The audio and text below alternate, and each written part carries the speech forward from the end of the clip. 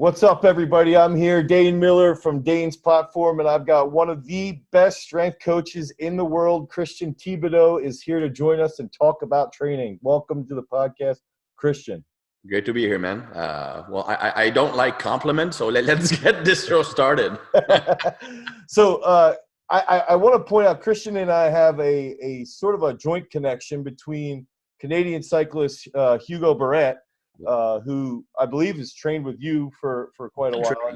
He's been to our gym here 2 years in a row. So I've done. Send me videos of your gym. It was an awesome setting, and the atmosphere looks to be awesome, man. Yeah, it's pretty raw, and it's intense. You know, it's a good place to be, and it's good when the Canadians and the South Africans and all these guys come in for cycling. It's like goes from here to here, so it's phenomenal. It's awesome. Well, atmosphere is everything. Like the best gym I've trained at was actually in the basement of a church. Oh, but shit, you had strongman training there. You had powerlifters, bodybuilders. Like, we're fucking awesome, to be honest. The gym was a community project, right? In like a very poor neighborhood. Yeah. With lots of troubled kids and older folks. So they actually designed a gym in the basement of a church for to give something for the kids to do and for the old people also to gather and do fitness stuff. And they hired a friend of mine who was a former member of the the National Olympic lifting team. In 1982, he went to World Championship. He was the record holder in the clean and jerk with 192 in an 82 kilos class. Okay.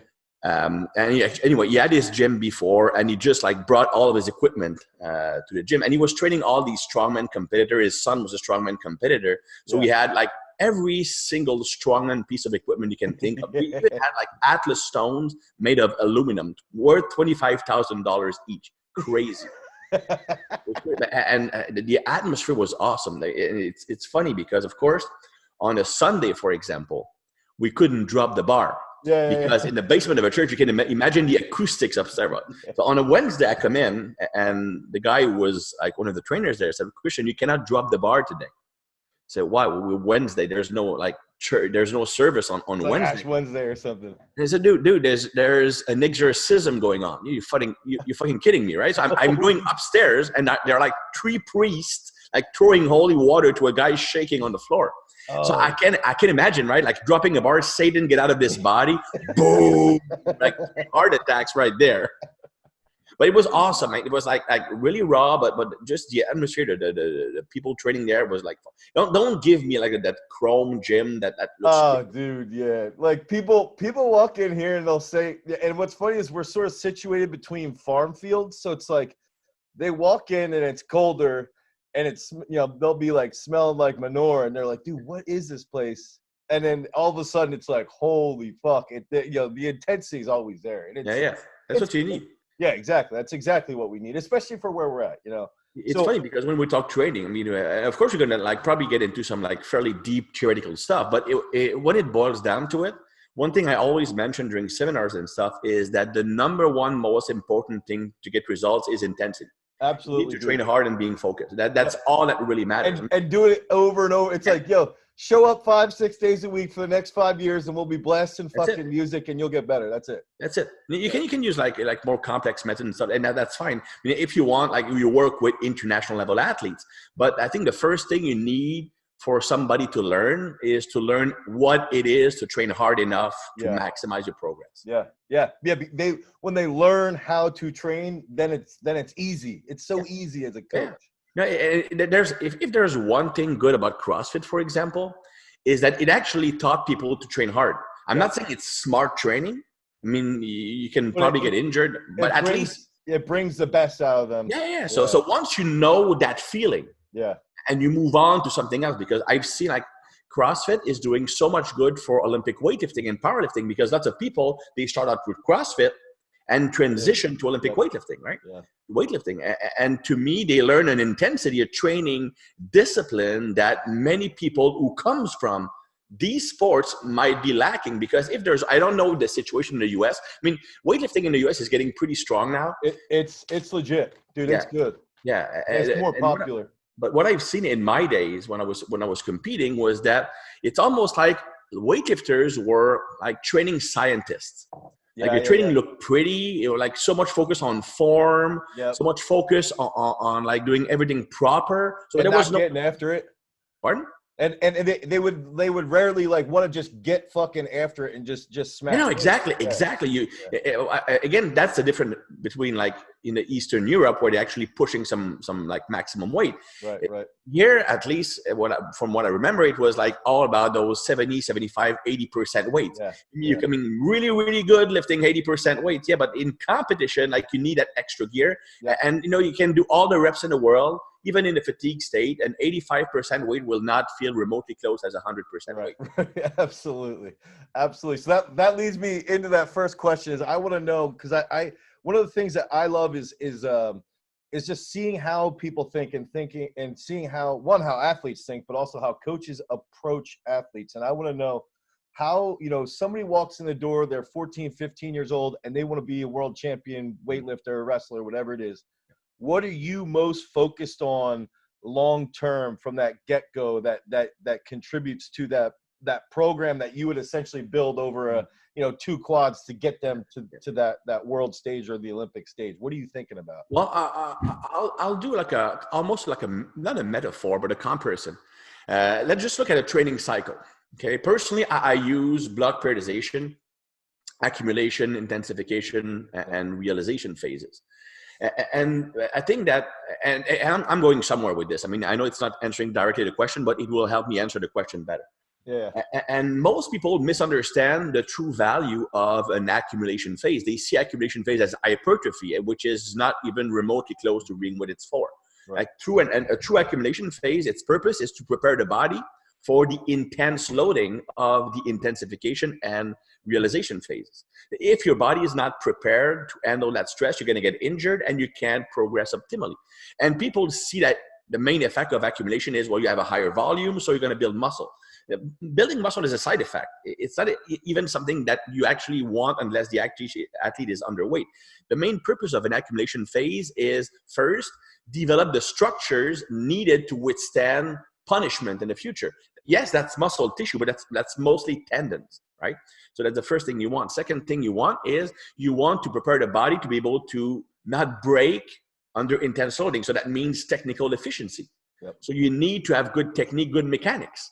And finally, you want that technique to be optimized. Then you gradually want to learn how to train under heavier and heavier and heavier weights, because like if you put like 250 kilos on your back, it's not the same thing as 180. Even if you have the strength to do it, right. I mean, the feeling is completely different. I mean, right. That's why if you have never lifted heavy weights before, that's not going to be politically correct, but if you've never been at least somewhat strong before, I don't see you as being the best person to get someone strong.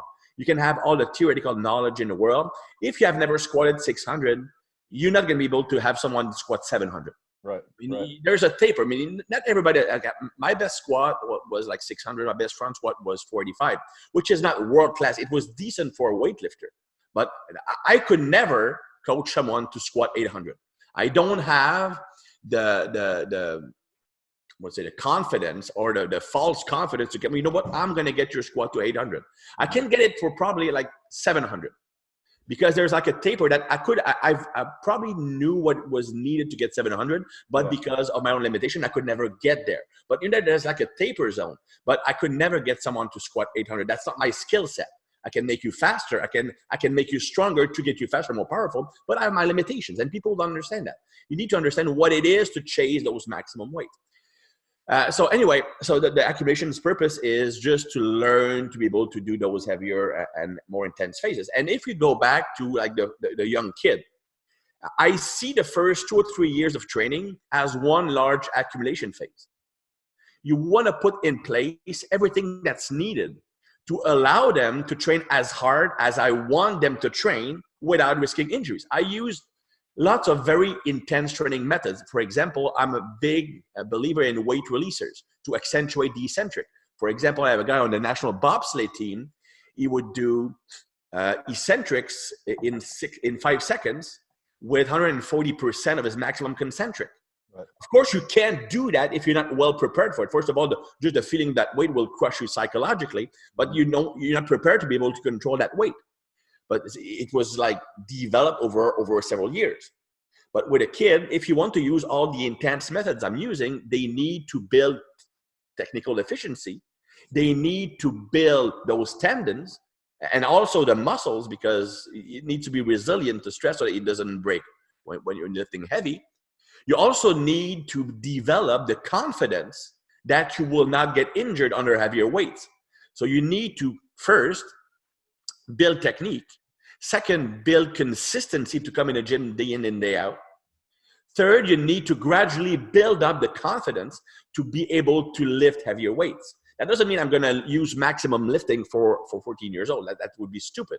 Right. It's still a gradual process. And to me, technical mastery and just building the right mindset are the real keys to having somebody being able to train at world-class level. I mean, and you need to have those goals clear. For example, on my Instagram account, I often post videos of some of the guys I'm training, like doing some like very heavy weights. Like for example, the bobsleigh guy I mentioned, we are in lockdown here. We like basically can't get out, but he has a squat rack at home. So one thing we're doing is that he keeps a certain bar loaded on the power rack with a heavy weight. He started out at 70%, so he had like 190, and he had to walk to the bar at various times throughout the day and just do 1 or 2 reps cold. Okay. 10 times during the day. Yeah. Now he's up to 220, doing 220 or 25 reps per day spread throughout the day. And that's not his training. That's just bonus work because he has nothing else to do. But I mean, I would never tell somebody, and you just walk to a 220 kilos bar cold 10 times during the day and squat it. Yeah. He's going to get injured. But he has been training for 3 or 4 years to be able to withstand that amount of shock. But as an athlete, can you imagine the benefits? If you can squat 220 cold easily. Yeah, how to turn it on mentally. Yeah. So when you're an athlete, if you're a powerlifter, if you're an Olympic weightlifter, probably not as much because you have less times between attempts. But if you have a powerlifter, and you might have 20 minutes between attempts. If you are a thrower, you might have 20 minutes between attempts. If you're a sprinter, you might have 2 or 3 races in your day. Yeah. But if you're capable of functioning at 90% without much warming up, that's a huge advantage. If you're a football player and you have 15 minutes between plays because the offense is on the field for longer, for example, that's going to give you a big advantage. But you need to train into that. Right. No, that's so would you get them, you know, you were saying technical mastery and confidence. And I almost look at those as like 2 aspects that can sort of feed each other, because Absolutely. Once you can conquer that technical aspect, you start to gain more confidence, and then that leads to those big weights. Are you talking, would they be doing snatches, cleans, you know, Olympic lifts, or are they going to do something just squats and strength? Well, actually, I do believe that you first need to master the basic movement patterns. I mean, if you can't do a proper squat, if you can't do a proper hip hinge, like a Romanian deadlift, for example, and you can do a proper overhead lift, then I'm not going to teach you how to snatch. I might teach you to pull, for example. But I still personally, because I'm a big believer in the Olympic lifts, I still want to introduce them as early as I can in the training program.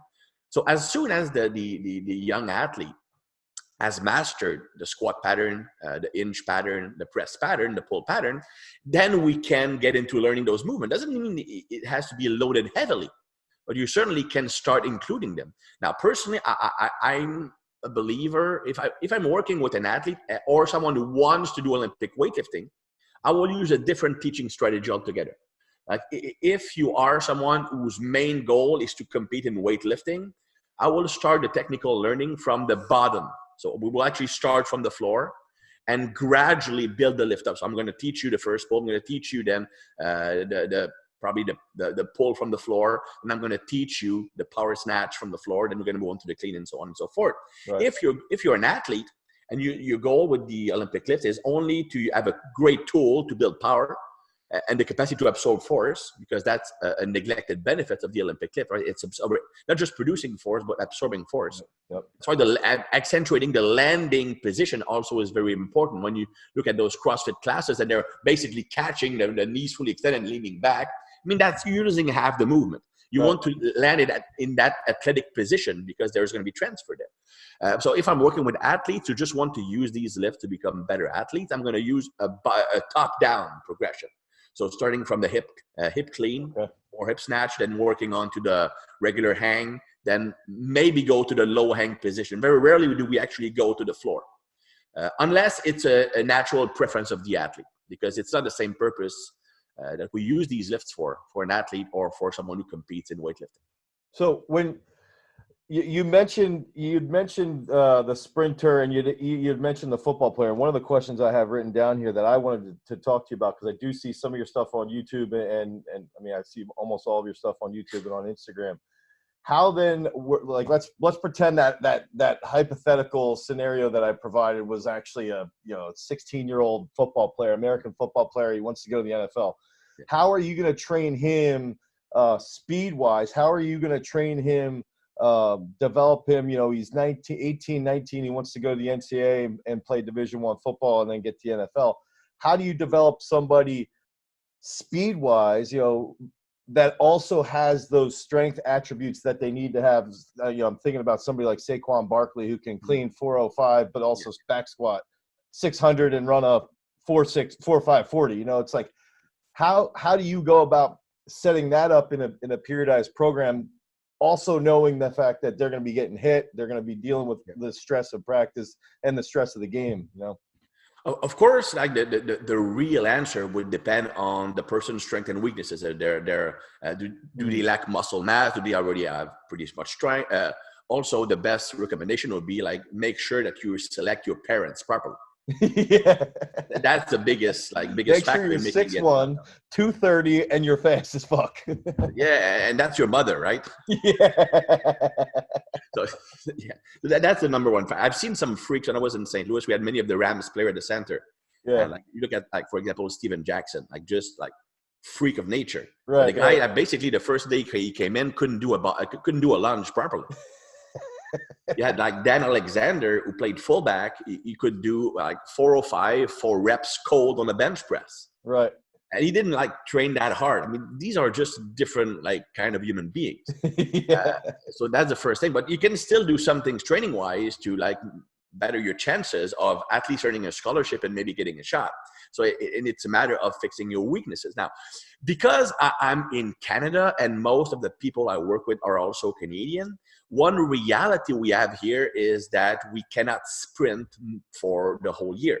Yeah. But that actually like led me to understand that if you have good sprinting or running mechanics, if you improve your vertical jump, you're actually going to improve your sprinting. I mean, there's a pretty good correlation there. So during the winter month, it forced me to, when I work with athletes during the winter months, for example, or early off season, we had to focus on the training that will allow the athlete to improve vertical jumping or just overall power. And is that mainly vertical stiffness that they're improving then? Okay. Yeah, and of course, I mean, you could argue that we don't just work on vertical jumping, maybe any form of jumping. Right. But I believe that you cannot move on to, if anything, the argument could be made that like, horizontal jumping will have a greater transfer to sprinting speed. And it's absolutely something that I do a lot of from a static start with reactive movement. Several jumps in a row, stuff like that. But I believe that you cannot get an athlete to train on horizontal jumping or even lateral jumping if they have not mastered the vertical jump. Okay. And don't tell me, I have mastered the vertical jump. No, you think you have mastered it. But if you take a slow motion capture video, you see the knees caving in upon landing. I mean, you remember like RG3? Have you seen the picture? What is like the knees are basically touching each other. The guy probably had a 40-inch vertical. Right. I've mastered the vertical jump. Dude, you don't know how to land. Right. Is it surprising that you had 3 knee surgeries the first 4 years of your career? Right. So unless, and that's when I mentioned you have to master the vertical jump. It's more mastering the landing of the vertical jump. If you can't land properly from a simple downward action, you're not going to be able to land safely from a combination of horizontal and vertical. Right. Too much shearing force on the knee and you're going to get injured, and you can't. And the body will protect itself by not allowing you to jump as far as you can. So we definitely have a progression in jumping. I have 6 levels of jumps. It goes from just low intensity bounding, then you have the vertical jumping, then we can complexify the movement by changing the landing or the starting conditions. Then you're going to have your lateral jumps, then you're going to have your forward jumps, then you're going to have your depth jumps, then you're going to have your loaded jumps. And you need to follow the progression. I mean, I'm seeing high school athletes who are 16 years of age, and they're doing loaded jump squats. Yeah. I love loaded jump squats. One of my favorite exercises. But I handle it. Yeah, two main mistakes, right? You do it before you can do it properly, right? And using way too much fucking weight. Yeah. Yep. I mean, the most weight I've had an athlete use was 60 kilos. Okay. And that was from someone who could back squat to 60. And Klokov himself uses at the most 70 kilos, and he back squat 300. So why are you using 100 kilos when your back squat is 140, if that? Sure, you can leave the ground. You're gonna just like do the Boston stomp with your feet. It's more raising the knees than jumping in the air, right? Yeah, that's how they're catching their cleans too. It's the same thing. It's the same thing. Shit. The Boston stomp. There's no transfer there. Right. Problem, but because they leave the ground, they believe that it's the proper weight. And then the third mistake, if we want to have the third one, they see loaded jumps the same way they see a deadlift or a squat or bench. Yeah. Progressive overload. Yep. Which is completely stupid. The goal is to jump as high as you can with a moderate weight. The weight is simply to increase the difficulty of the jump, but it's the jump that's the purpose. From week to week, you should strive to jump higher and higher, not use heavier and heavier. So you use a speed measuring device and you try to increase your meter per second or your power output. That's what you should be doing, right? And you could even say the same thing with Olympic weightlifting. I mean, I've seen athletes completely mess up their progression by trying to progress on the snatch the same way they progress on the bench press. I'm going to add 5 pounds per week. Well, it's going to catch up to you really, really quickly. And every week, your technique is going to get worse and worse and worse. And I'm all for adding weight. But on the Olympic lifts, you have to understand that acceleration will be your limiting factor much more so than strength. So you can add weight and weight and weight, but eventually it will catch up to you. And then you have developed bad motor patterns. Yeah. So you need to understand why you're doing it. Is it for competing in weightlifting or is it to improve your power? So that's what you need to consider. So when you were talking about improving the vertical jump and in regards to speed training, basically like classic speed training, not get on an agility ladder, but actually getting somebody faster. Like, are you you mentioned the defense mechanisms. Okay. So I wanted to see, because this is one of the things that I wanted to pick your brain about was, okay, we got muscle spindles and the Golgi tendon organ. How are you factoring in, and at what training age are you starting to factor in? Like, okay, let's try to use really utilize the stretch shortening cycle. Is it a point in load that the athlete might be using, or is it a training age, or is it just you're looking at them like, all right, this guy's ready or this female's ready to do this type of stuff? That's a good question. That's a good question. I believe first that you can only, if we talk about lifting, because I do with athletes teach the use of the stretch shortening cycle. For example, we'll bounce in the bottom of a squat, for example, in some methods, not all of them. Okay. Same thing with a bench press. I mean, as a thrower or coaching throwers, you've seen that, like the bounce bench press, which is they even like use a foam pad to bench it, to bounce it more. It actually has great transfer to throwing, but you need to be prepared for that. And to me, that comes from technical mastery and maintaining proper tension. Because if you're the natural instinct when you want to use a stretch reflex would be to relax your muscles at the end to get that like stronger bounce. In reality, you need to maintain muscle stiffness to make that as safe as possible, but also as effective as possible. Because if you relax the muscles to get that whipping effect, yes, you get more stretch shortening cycle, but you get less active muscle contraction in the first part of the contraction, and you want both. You want both. So the way I do it is always first and actually it goes back to the technical mastery thing. Personally, I'm not someone who uses a lot of exercise variation, and I train the whole body with athletes. And to get back to the questions you asked before, how do I train someone for the NFL for strength and speed? Well, the first thing for me is we actually minimize gym time, and that might seem counterintuitive from a strength coach. But what I mean by minimizing gym time is try to make the training as efficient as possible. Meaning I don't use fluff exercises. I use the big basics, all right? I use the big basic movement patterns. I will only add like minor stuff if there's a glaring strength imbalance to correct, okay? So with an athlete, and that's different than with a body composition client, I want to make the most with the least investment. Because an athlete, it's not someone who just train in the gym to get bigger muscles. They have to sprint, they have to do agility work, they have to do conditioning. So if I do too much volume, too much work in the gym, I can either maintain the same level of speed and conditioning work and burn out, or I will have to decrease that amount of work, which is just as important as the strength portion. So that's why personally what I found works best with athletes is a whole body approach 3 days a week. So it's either Monday, Wednesday, Friday, or Monday, Wednesday, Saturday, depending on the sprinting schedule. Now for speed work, it's either done on the alternate days, but never the day after a strength session. Or ideally, it would be done the same day as the weight training, so we can have more off days so they can recover. Because the athletes, the biggest issue would be neurological fatigue, which is not the fatigue of the central nervous system as most people claim. It has to do with a desensitization of the beta adrenergic receptors, the receptors that interact with your own adrenaline that amps you up. Now, these receptors are the key to being strong and being able to peak properly, for example.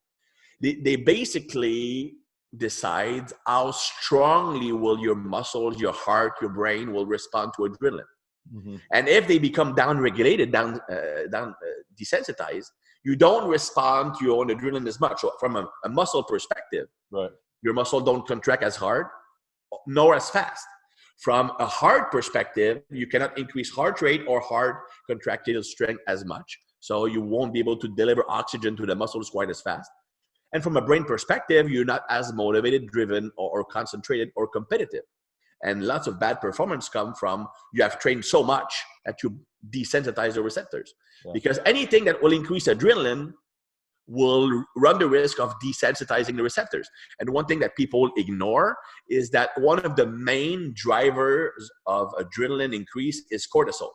Cortisol directly increases adrenaline levels by increasing the conversion of noradrenaline to adrenaline.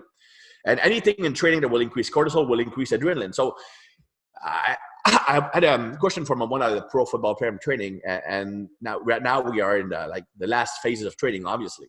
Yeah. And we took out all bodybuilding work. We were not doing lots of bodybuilding work, but that's something I do with athletes that are like in tune with their body. At the end of the training day, I give them like a 10 minutes window. Yeah. I call that the beach window. You do whatever you want as long as it's isolation and never under 8 reps. Okay. So you're not going to burn yourself out in 10 minutes of isolation work, and it makes them feel better. Yeah. And sometimes on the 4th training day, we can add some bodybuilding work if the athletes lack hypertrophy. But now we took out all of that. They said, well, why are you taking that out? Because I want you to be faster. Well, how does doing curl will make me slower? And I explained, well, any type of training can potentially increase cortisol, which can potentially increase adrenaline and can contribute those receptors to becoming less and less sensitive. And that's why peaking actually works. Yeah. Peaking works not by circumvention. Peaking works by reducing cortisol, which reduces adrenaline, resensitize your receptors. So now your receptors are more receptive. So the muscles will contract harder and faster when you're competing. I think that's a huge thing that in weightlifting that I'll see. Like I'll see guys at a national comp or at like Pan Am champs, and they're they're 4 days out from training, and they'll do their snatches, they'll do their clean jerk, and then they'll do 3 singles back squat, and then they're doing like 4 sets of 15 glute ham, and I'm like, dude, we're fucking 4 days out. Why are you doing any accessory, any bodybuilding stuff, exactly, but this close to the competition? It doesn't make sense. Well, in that case, I will tell you that sometimes it's more psychological than anything. True. Yeah. It makes them. I know personally, for example, they feel better about it. They get a little pump. They're like, "Oh my back." Exactly. It's funny. When we talk about bodybuilding or just clients wanting body composition changes, everybody has a feel-good muscle. Right? Yeah. A muscle that once it's pumped, you feel strong. You're like, "Oh, I'm good." Yeah. Me, it's traps. When I feel my traps are jacked, I feel super confident. Right. Many people, it's their biceps. Some girls, it's the glutes. Yeah. So I often include a pre-pump for that muscle at the beginning of a training session, even though it's completely irrelevant to the workout. But it puts that person in a better mindset. Yeah. Okay. So that could be it. Weightlifters, like if they feel like my glutes are flat well, the glutes are like the power source for Olympic weightlifting. So if my glutes feel flat, maybe my confidence goes down. So there is like no sense in doing it from a performance standpoint. But if it makes you feel better about yourself and it doesn't like hurt you too much, why not? All right, so I got a question, mainly only because we just mentioned glutes, and this is on the top of my head. Is that okay? You got a sprinter, or you got a running back. I know they're not the best comparison, but let's say glutes, hamstrings. Glutes are going to drive. They're like the motor behind their sprinting power. How are you using basic exercises to train the glutes and the hamstrings together? Or how are you? And it mainly is, for me, it's like one of the hardest areas that for me as a coach to train is the hamstrings. Yeah. As far as keeping it, the way that I think can actually transfer over to speed, where it's like, all right, I want this, I want to use an isometric position, maybe like a pause below the knee into a snatch, so that they use their hamstrings in conjunction with their glutes. But that's one question I wanted to see is like, all right, how do you get them to if you've got a running back or you got a sprinter, how do you target their glutes? How do you target their hamstrings together with basic movements? Well, actually, you had like a huge part of the right answer with isometrics.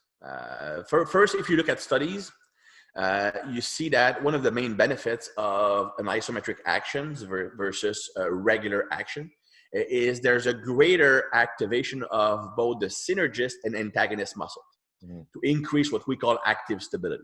Okay, so right off the bat, if you're doing a squat and you add an isometric component done the right way, and I'm going to explain how to do that in a moment, you can actually train your brain to fire the hamstrings at the same time as you're firing your glutes and even your quads. So you're gonna develop the capacity to have a co-contraction when needed and a relaxation when needed. Okay. So two tools I use. The first one, I've been using that for at least 15 years. When I first heard about it from Jay Schroeder, who trained Animal Truletta back then, and he still has training. Yeah, exactly. And actually, I've actually followed this program for a while because just like him, I've always been a big believer in isometrics and eccentrics ever since I remember.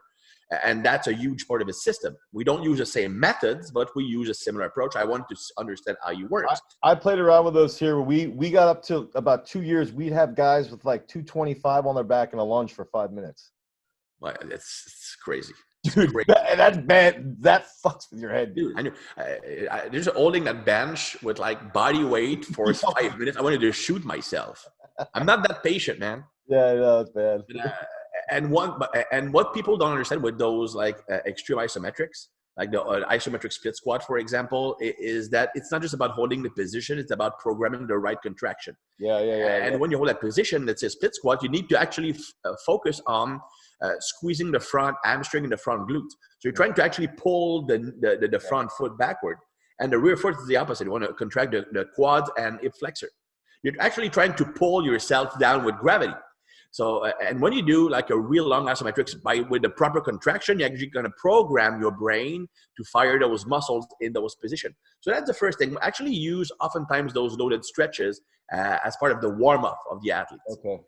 Like Hugo, I don't know if he was still doing it when he went to your gym because we had been working together for a while, so his mobility was proper at the time. But I often have athletes starting with split squat, isometric hold, but in a overhead position.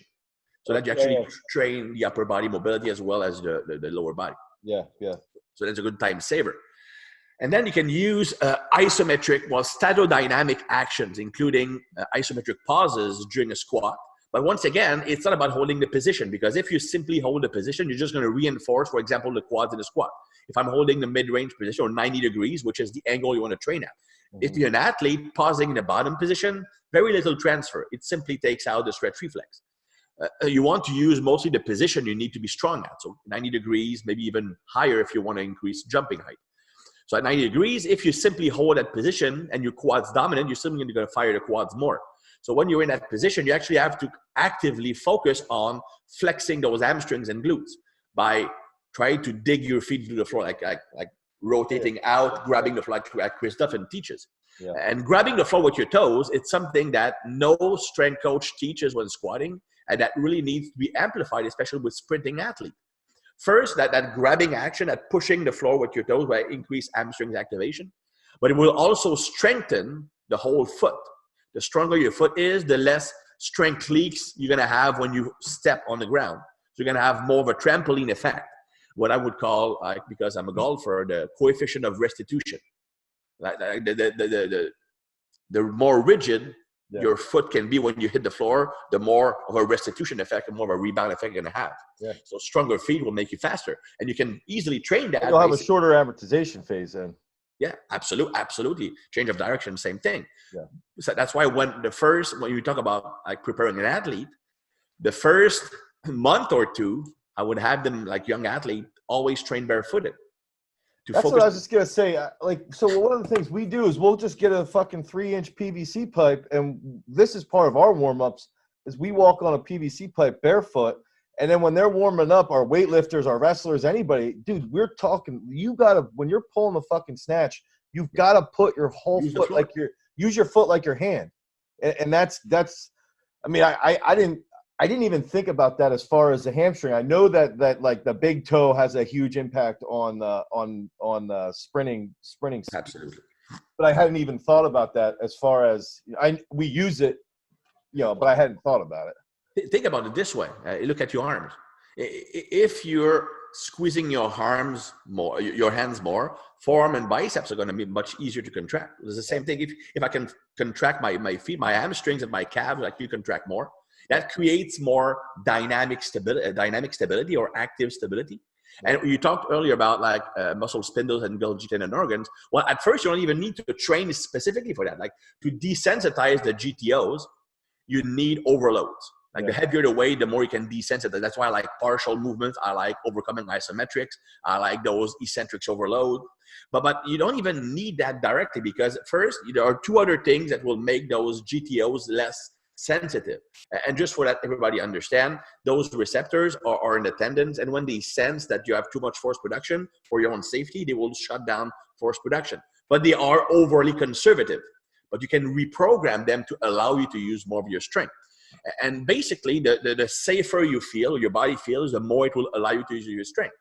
So the traditional way of desensitizing those receptors would be to like do very heavy partials or very heavy eccentrics to convince your body that, hey, I'm under like 300 kilos of weight here and I'm not tearing anything. So you gradually desensitize the receptors. But you can also make the tendons thicker. Yeah. The thicker the tendons, the less protective the GTOs will become because they feel much more safe.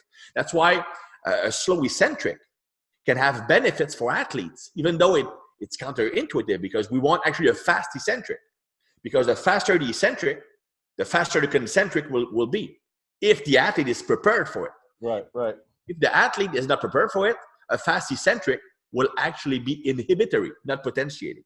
So would you say, going back to the glute and the hamstring, let's say they do a 6-second eccentric even. I'm thinking like a long jumper doing like a 6-second eccentric, and even if they're doing a single leg squat and they're doing slow, so they get damaged to that full eccentric, then they get to the bottom, and at the bottom it's like the cue is out of the coupling phase as rapidly as you can. Yeah.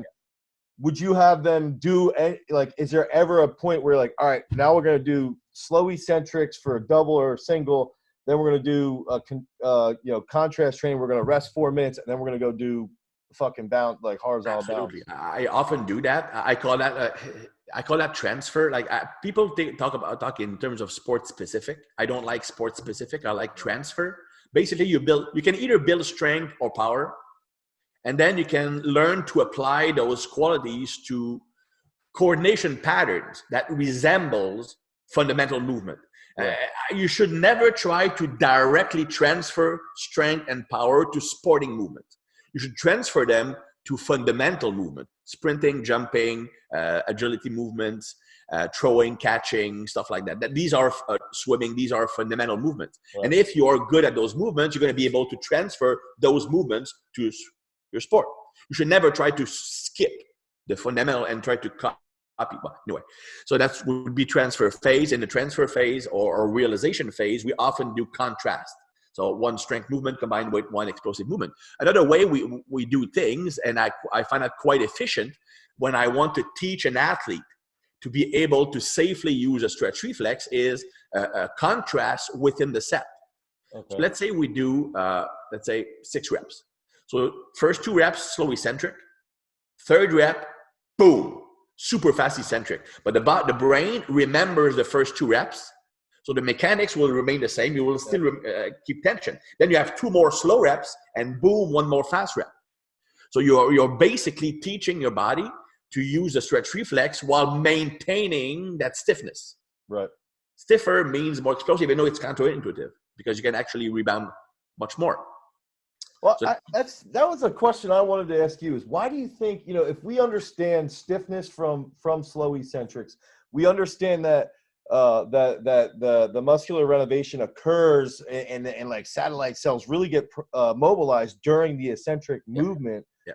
Why, we understand if there's a longer eccentric movement, you're going to get a little bit more growth, a little more stimulation. So why is there so many people that tend to shy away from a full range of motion? And I'm not saying that we should do full range stuff all the time, but it's like, dude, we understand physiology and how it works with eccentrics and how it works with renovating your muscles. So why are we still as a, like, I feel like you and Paul Quinn had talked about for years, like, yo, we should be squatting ass to grass. Maybe not all the time. No, not all the time.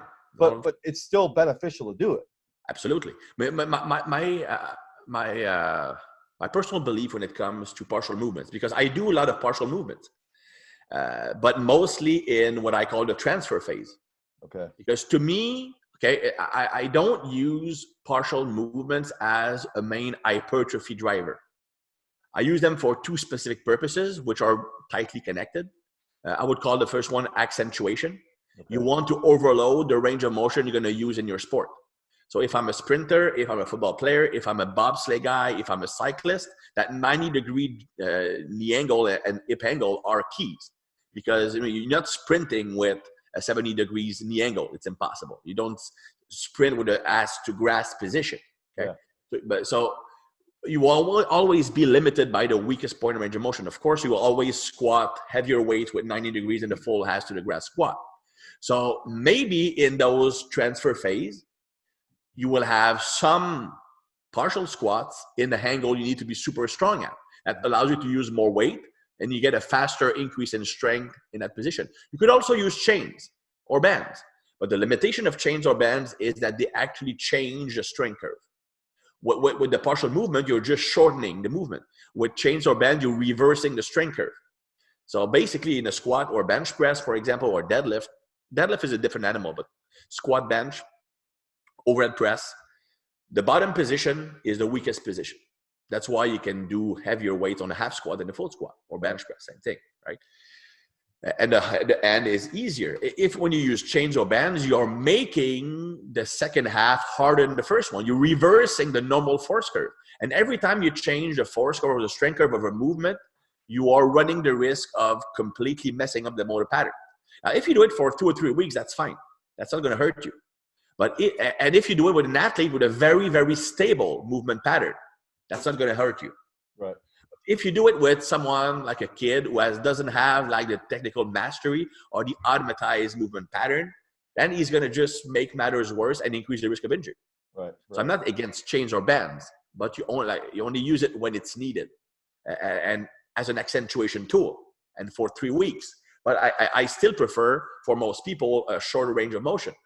But it's to train a specific joint angle. You can also use it to desensitize the Golgi tendon organ, because you're just getting the body used to handling 20, 25, 30% more weight without injuring yourself. So you can reprogram your sensors to allow you to use more weight. And also from a psychological standpoint, if you're getting used to having 20% more on your back, once you get back to regular load, it doesn't feel as threatening. You'll feel better, yeah. That's like... But you still train the full range, because if you lose the capacity to do full range, you're also asking for injuries. Yeah, exactly. And dude, this is what's funny is it's like, this is what I don't get with strength and conditioning is like Anthony Detillo was writing about this stuff in like 1981. Like this is shit that we just keep cycling through, and I mean, it's just. You look at the writing of who was the guy training? Like it was like training throwers. Was training Connie Smith, I think. Oh, John Smith. Yeah. Yeah. Yeah. His main lower body lift was the half squat. Yeah. He Yeah. did a lot of heavy partial bench press. A lot of Hatfield. Yeah, absolutely. Stuff. Yeah. And that's what I was saying is like, I mean, that's basically desensitizing the body. Is like he's convincing them to just get stupid strong because of they're doing Hatfield squats with 750 pounds. You know. Yeah. So I guess that's sort of. I'm trying to think about. But one point I would like to mention though about the stiffness, because it started out with the slow eccentric and stiffness. Yeah. And one of the reasons why you can more easily like maintain the stiffness and why a control eccentric is better for hypertrophy. A slow eccentric is not better for hypertrophy, by the way.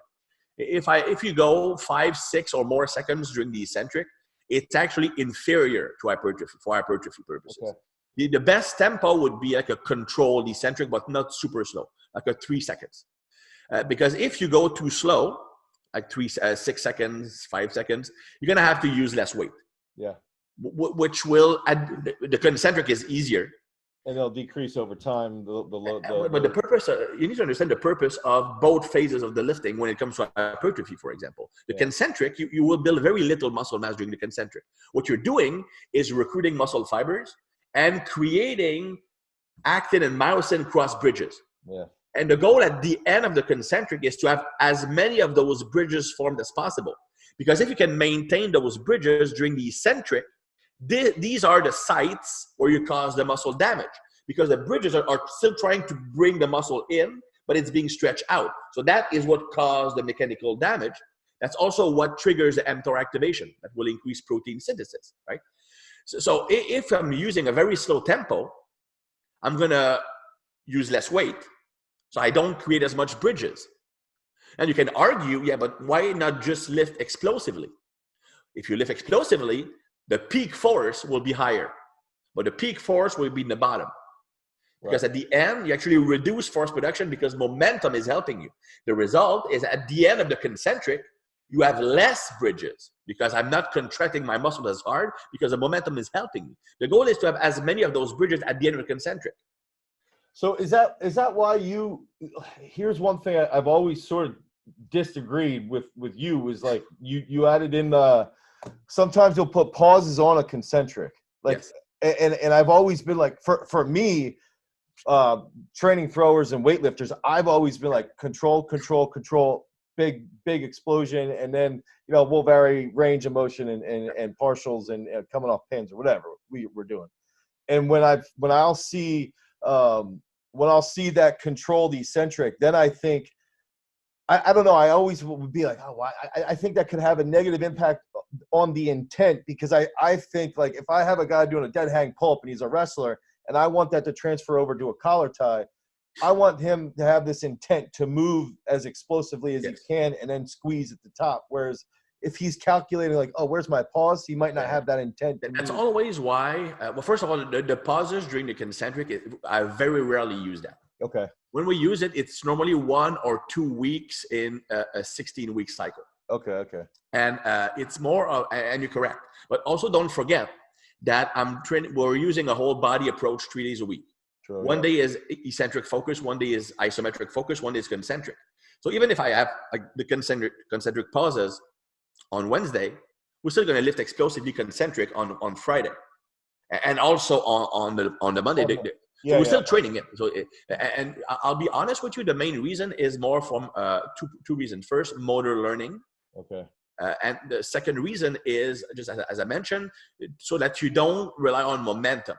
So basically, and the more explosive an athlete is, the weaker he gets at the end of the range of motion because he learns to rely mostly on acceleration. So if from time to time I'm using pause during the concentric, I'm taking out that momentum. I have to overcome inertia twice, and it's just to train the nervous system's capacity to produce maximum. It's like a check. Yeah, exactly. And I'll be honest that I never used them a lot until this year. And it was because for one specific client, he's a powerlifter in the UK. Well, two powerlifters. They actually are like wife and a husband, like, and the girl is much better. She's like third in the world or something like that. Okay. The guy is good, but she's like out of this world. Like she's like the Steffi Cohen's like greatest competitor. Anyway, the guy is like the typical guy who always injured himself because he always went way too hard at it. I'll be honest, the concentric pauses, I use that after the competition so that he would just be forced to put the brakes on and not push too hard. Like it kept the weights down, but he still had the image of pushing hard. But it can actually be a good tool to fix a weak point, because when you think about what a sticking point is, a sticking point is simply a part in the range of motion where either because of muscle imbalances or a strength curve issue, you lose speed. And if speed drops down too much, it stops and you miss the lift. There are two ways of overcoming a sticking point. And I think that everybody is genetically built to have one of these strategies as their set point. So imagine that the sticking point is like a mud pit and you're driving a car. There are two ways of running over a mud pit. Is either I'm going super fast before, so even if I slide and slow down, I can still make my way through. Right. Or I put it into slow gear and just like go really slow and just grind my way through, right?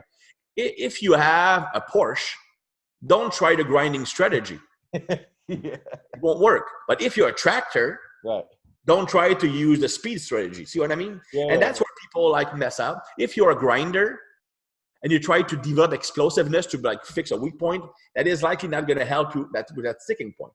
If you are a grinder, you want to be better at fixing a sticking point, learn to be fucking strong at that around that sticking point, right, before and just after. That's where isometrics will be very important for you, because you can't rely that much on momentum because you cannot create as much speed at first. But if you are that F1 racing car, if you are that Porsche, it would be pointless to do slow concentric, because that doesn't reinforce your natural strategy.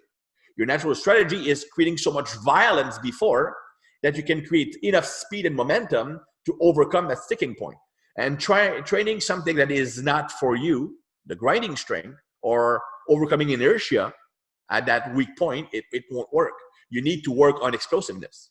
So if you look at, for example, Jim Wendler, Dave Tate, they used to train together. Like Wendler, of course, like he went away from Westside, and he actually wrote an article saying that for him, speed work and chains didn't work. Speed work actually made him slower on a bench press. Jim is a grinder. Jim is a strong powerlifter, whereas Dave is an explosive powerlifter. Dave's speed work always worked great because his natural strategy is speed. Yeah. Jim is grinding. I'm gonna like push until my nose bleeds. Right. The speed work for him doesn't translate into fixing the sticking point. In fact, the energy spent doing speed work might have decreased his speed or his strength by not allowing him to focus as much on his strength. So that's where knowing your athlete, knowing his natural setup will allow you to make the best possible choices. So is that where you would take somebody that's just stupid wired? They got a 40-inch vertical and they always grind just past 90 degrees. Like, is that where you're like, dude, we're doing singles, we're doing doubles, and we are not grinding triple or fours, fives. There's no point in doing it. A guy like that, if he is forced to grind, you will completely mess up the nervous system. Right. Because it's so foreign to what they're efficient at that the amount of I talked earlier about that most neurological fatigue is at the adrenergic site. Yeah. But in that would be a case where you actually run the risk of central fatigue. If you're asking the nervous system to do a motor task it's really not programmed to do, and you do that under excruciatingly heavy weights, the amount of stress will be really super high. The risk of injury is higher. So that's why when I work with someone who's naturally explosive, we never grind a rep. Like me, I'm an explosive lifter. I'm not a strong lifter. I was always much faster and more stronger. I could power snatch like 137 and I could squat snatch 142. So just super power. I once like power snatch 130 from block for 5 reps. I hang power clean 155 for 5 reps. But from the floor, I could barely do 160. Just super explosive. And for me, if I knew that if I grinded those reps, I would feel drunk the next day. And when I was my strongest, I mean, I was never like super strong. That's why I'm a coach and not an athlete. I never reached very high level and competing in any strength sport. But the best lifting I did, for a span of 6 years, I never missed a squat, never missed a bench, never missed a deadlift.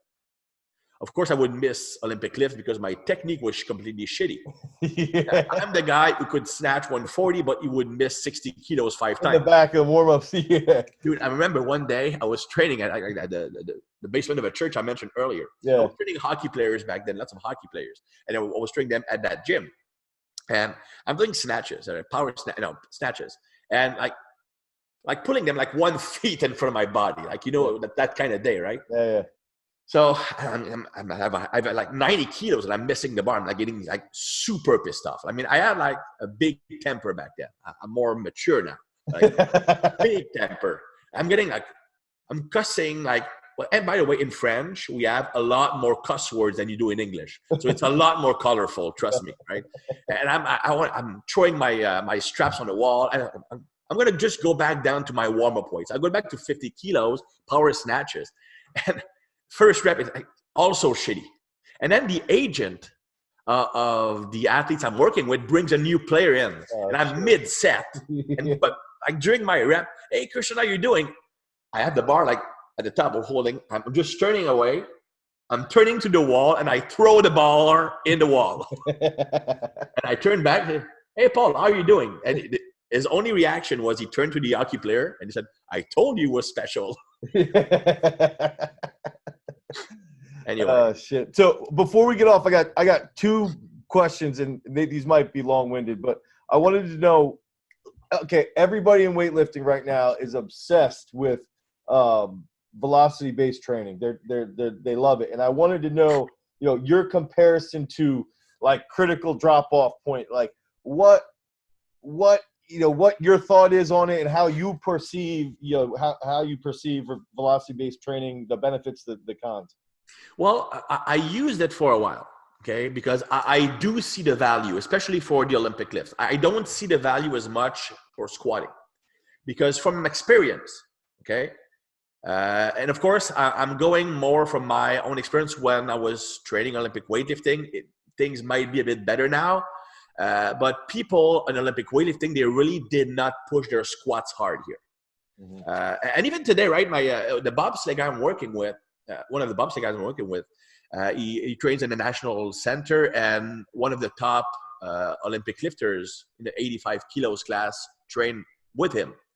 And the guy I'm training, he gets frustrated because, dude, that guy doesn't push his squat hard. I mean, he will work up to like 220, 230, do a double, looks super easy, but he's satisfied with that. He's done, yeah. And his squat has not went up by more than 5 kilos of that 3 years. Right. And not surprisingly, his lift have not gone up that much. He's super technically efficient. He does like 152 and 192 something. So very efficient lifter. So by now, the amount of performance improvement he can get from being a better at Olympic weightlifting, it's pretty much zero. You just need to get stronger. Yeah. Right. So the problem is if you start to use velocity-based training with squats, it basically tells you, well, you don't need to go as heavy as long as you're fast. And you need to understand the role of each lift. Squat is just to get the lower body super strong. I mean, if there's one thing that lifters don't need from squatting is to get faster. Right. They do so much explosive work already that it's kind of redundant to focus on speed for squats. The other thing I don't like, I did use velocity-based works mostly for pulls because I want the snatch pull, the clean pull, to be in the same zone as the actual lift to have transfer. Now, I can, if you have strong upper body, strong traps, you can do a fairly decent snatch pull with 30 kilos, 40 kilos, 50 kilos more than you can snatch. And you think, hey, dude, my snatch is going to improve. But if the dynamics are completely different, there will be zero transfer. You need to understand the purpose of a lift. For squat, for deadlift, it's to get strong. In that case, in my opinion, okay, the velocity device is not the right tool, because it doesn't give you feedback about the right thing. And that's the way the brain works. You will emphasize what you get feedback on. So if you get speed feedback, you will automatically put emphasis on speed. And if the goal of a movement is to get stronger, not faster, that is not the right focus. Now with pulls, the goal is speed. It's speed training. So then those devices become really interesting. So you want to find out how fast is my max snatch, Right. and you can shoot for that same speed when doing, maybe allowing you 5 to 6% slower speed with the pull. Drop off, yeah. Did a good transfer, yeah.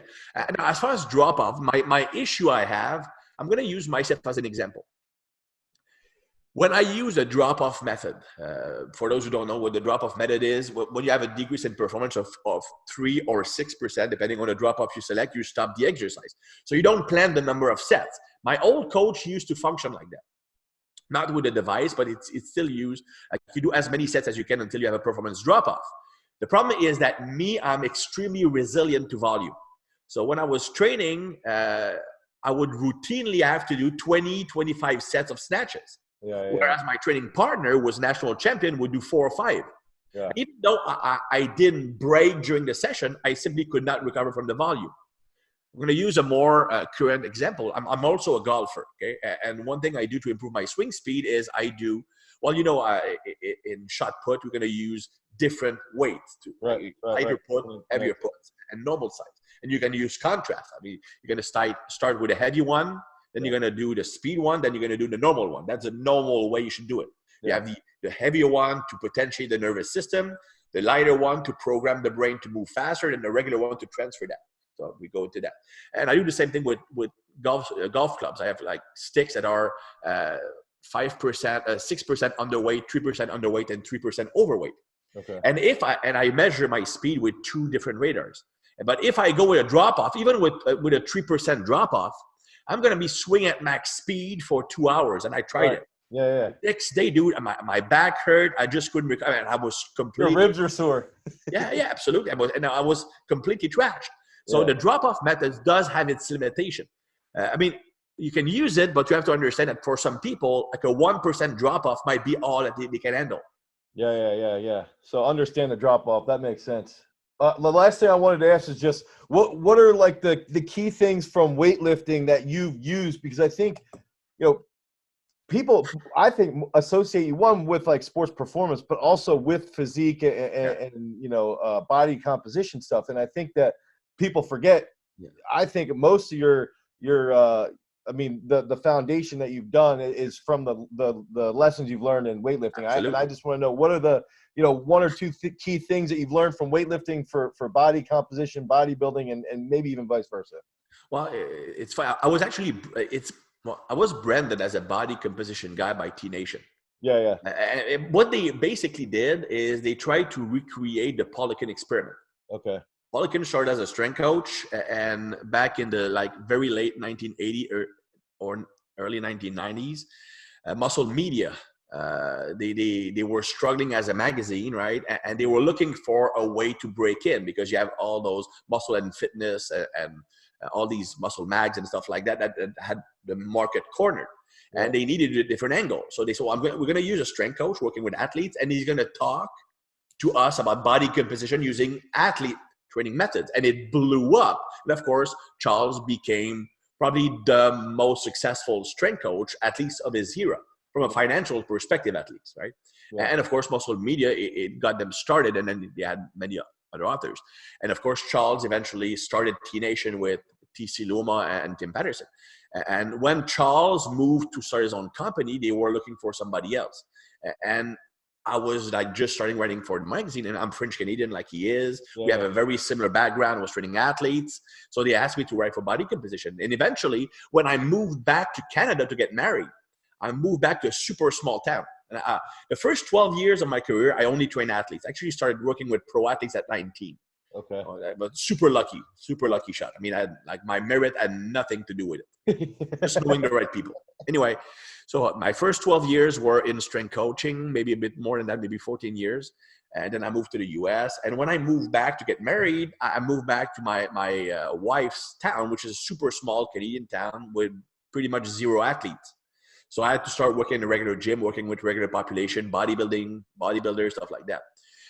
And that's when I became, but I've personally never been into physique competition. I mean, yes, you see like shirtless pictures of myself with abs, and you would never catch me dead shirtless or in a tank top. It's always a hoodie. It's always a football jersey. So it's always a baggy stuff. And I'm literally the worst ever at dieting. I mean, seriously, I eat like shit, right? I'm pretty lucky that I was like super aggressive with my diet for the years I was trying to be a bodybuilder. That my set point now is fairly low. Okay. So even though today I can eat like 12 hamburgers per day, which is my typical meals, I have 4 meals of 3 hamburgers. That's pretty much my daily. I still maintain like 9% body fat. Right, yeah. So, but it's not on purpose. That I certainly don't eat to look that way. Right. And I've never been like that much into that looking jacked thing. It's always been about performance. Man, I like to be athletic. I don't like to be huge and move like I'm a fridge. In fact, when I started, like I got back into golf this year, as mentioned, I stopped lifting for the upper body for 8 weeks. Just for golf, yeah. Just to get my mobility back. Right. Okay. And now I was trying to do a bit more, but still more that won't hurt my performance. Anyway, so the way I actually train clients for body composition, it's very close to how I train athletes. Okay. Same 3 whole body days, eccentric, isometric, concentric. Then we had a 4th day, which is more isolation work for like to fill in the gaps that are not work with a big compound movement. It's still 4 main lifts in a workout. We have a squat, we have a hinge, we have a press, we have a pull. That's pretty much it. Okay. With an athlete, the hinge is pretty much always an Olympic lift. With regular clients, I won't always work up to that because they might not have the interest or they might not have the discipline to learn them. But oftentimes we will work up eventually to a snatch grip high pull, which to me, the snatch grip high pull is one of the best lift someone with overall healthy body can do. I believe, especially as you're getting older, maintaining explosiveness is one of the key to anti-aging. Okay. Yeah. And speed and is the first protection, absorbing falls, shit absolutely, like that. Absolutely. Yeah. And it works the whole body as a unit. And it's pretty simple to learn, like compared to a snatch or stuff like that. But if you look at what I've learned from Olympic weightlifting, I'll be honest, okay? Not that much. If anything, I actually because I didn't start out as an Olympic weightlifter. I started out as someone who was training for football. And part of my program was power clean, power snatchers, and I was always better at those lifts than the squat, the deadlift, and the bench. Right. So when I finished football, I was looking for a different sport to compete in. I found out weightlifting because I was better at those than on squats and deadlift. So when I was actually already like passionate about training back then. So if anything, I trained for weightlifting more like a power lifter would train or an athlete would train. I would do lots of jumping. I would start every session with at least 10 minutes of jumping and throwing. I did more upper body work than a regular weightlifter. I would use chains and bands back then because Louis Simon was just starting to become popular. But if there's one thing I've learned is the importance of technique. Now, I know I often talk shit about weightlifters putting too much emphasis on technique. But if you look at the other way of the spectrum, you still need to learn proper form. Right. And if you put the same amount of effort on learning the squat, the bench, the overhead press, the deadlift as you do Olympic lift, then you're gonna rule.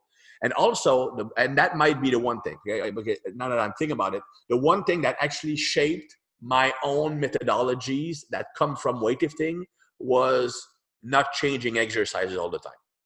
I don't change exercise. I will change methods. I will change techniques. But for example, like with Gab, I found like one squat variation that works best, and I stick with that variation for 90% of the time. Once in a while, I will rotate in front squats, for example, with Gab, and I would rotate in safety bar squat with Hugo, for example, or football player. It's going to be the box squat from time to time. Right. But we have one variation that we stick with. Same thing with a bench press. Same thing with one pull, same thing with one Olympic lift. Like, for example, with the athletes I'm working, we only do one Olympic lift per athlete. Like Gab and Hugo do the power snatch from the hang. The football player does power clean. I have a female who does hang power clean. So it's always Pat, who's another bobsleigh guy. It's power clean from the floor. We go with the variation the athlete is more comfortable with. The goal is not to turn them into weightlifters, but to use the Olympic lift to potentiate them. So we find the one variation that is the less stressful. And the one thing I found is that the less variation you have, the less draining on the nervous system it is. Because then they don't have to learn, their body's not going through that whole learning process. Absolutely. Yeah. Absolutely. But with Hugo, I'm going to use Hugo for example because you know him. And when we started working together, I would change a squat variation every 6 weeks. And what we found was that every time we change a squat variation, even though it's still a squat, for 2 weeks, his performance on track went way down and he felt like shit. Right. I mean, it's a small variation, but he's really in tune with his body, of course. High-level athletes always are. But to me, it just emphasized, you know what? Like, variation might not be a great thing. I believe that for hypertrophy, variation is important. Because once you become too efficient at the movement, the intramuscular coordination is so good that it becomes really hard to create new muscle damage. So you need some variation in there. But an athlete, like, unless they really need to build more muscle because they lack it for their sport, they should stick to the same movement. And of course, the closer you get to the season, the less variation you should have. So if there is one thing I learned from weightlifting and that I applied today, it's that I don't use variation. I think that's key. I mean, I think that's huge. I think that's really big because and that's something too where it's like a lot of coaches out there, they'll have fucking programs that they make that have 10 different exercises, and the next day they've got 10 new exercises. Dude, I remember, to get back to the St. Louis thing, right? We had a St. Louis Rams cornerback came to us, and I was in the office with Stéphane Cazot, who was a good friend of mine, also a great coach. He has his own team in California now. And we were looking at the team's program from the Rams. Oh, good. Because the quarterback brought him in. Yeah. And, dude, can you believe that shit? It was, and I'm not making this up, the lower body program was 12 exercises, 2 sets of 12 for each. Jesus. That's an NFL player, off-season training program. We have Power 5 guys come home with strength coaches making $500,000 a year plus, and I'm looking at it like, dude, it looks like a monkey grabbed a book of like Bill Pearl's, Masters of the Universe and just threw it against the wall. Like, who the hell is making this stuff? Yeah, and the worst thing is that you actually had like power snatches in there for 2 sets of 12. But and then they'll have it like halfway through the workout too. It's like, there's no rhyme or reason. Oh no, you pick 12 exercises hitting the whole body, and then just give the same training parameters for everything. And that's one thing that you also need to understand, right? Each exercise is a tool. You don't use a hammer the same way as you use a saw. An Olympic lift is not a bench press just because you are using the same tool. A loaded jump is not the same thing as a back squat or even Olympic lift. An isolation movement is not the same thing as a bench press. They don't respond to the same rules. Right. Exactly. All right, Christian, thank you for being on Dane's platform. This was awesome. I got pages of notes here, and I had a ton of fun. Great, man. Really appreciate it. All right. See ya.